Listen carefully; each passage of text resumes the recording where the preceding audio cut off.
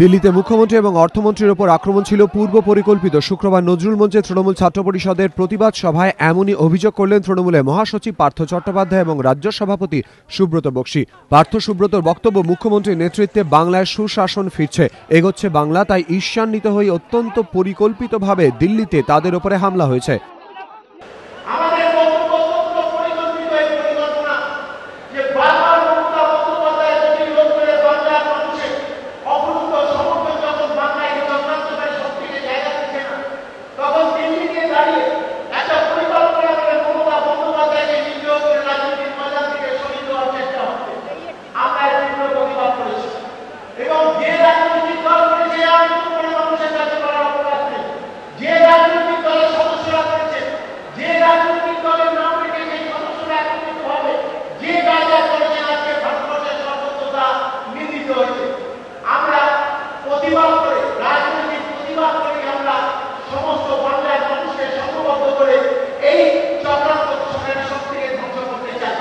নয় এপ্রিল দিল্লি কাণ্ডের পর 10 দিন কেটে গেলেও একজনও গ্রেফতার হয়নি।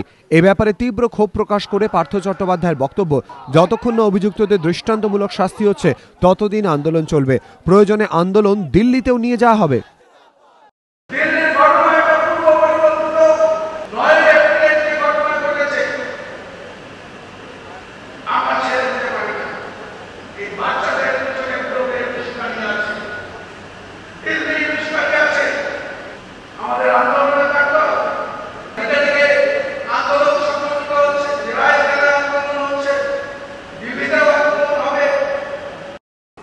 দিল্লি কাণ্ডের পরে এ রাজ্যের বিরোধী দলগুলির বিভিন্ন অফিসে ভাঙচুরের অভিযোগ উঠেছে।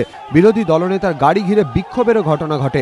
এই ধরনের ঘটনা থেকে বিরত থাকতে বুধবার দলীয় কর্মীদের স্পষ্ট নির্দেশ দেন মমতা বন্দ্যোপাধ্যায়। তারই রেশ টেনে এদিন পার্থ চট্টোপাধ্যায় দলীয় কর্মীদের কোনো প্ররোচনায় পা না দেওয়ার পরামর্শ দেন। বুধবার ও শুক্রবার নজরুল মঞ্চে দুটি প্রতিবাদ সভা হলো, একটি এসএফআই এর, অপরটি তৃণমূল ছাত্র পরিষদে। বুধবার এসএফআই সুদীপ্ত শরণ মঞ্চে হাজির হন দিল্লি কাণ্ডে অভিযুক্ত ঋতব্রত বন্দ্যোপাধ্যায়, আর শুক্রবার দিল্লি কাণ্ডের প্রতিবাদে তৃণমূল ছাত্র পরিষদের সভায় মিছিল নিয়ে হাজির হলেন প্রেসিডেন্সি কাণ্ডে অভিযুক্ত তমগ্ন ঘোষ। কিন্তু দলের নির্দেশে সভা মঞ্চ থেকে দূরেই ছিলেন তিনি, যেমন দলের নির্দেশে প্রেসিডেন্সি কাণ্ডে আত্মসমর্পণে বাধ্য হন তমগ্ন। আশাবুল হোসেন, এবিপি আনন্দ, কলকাতা।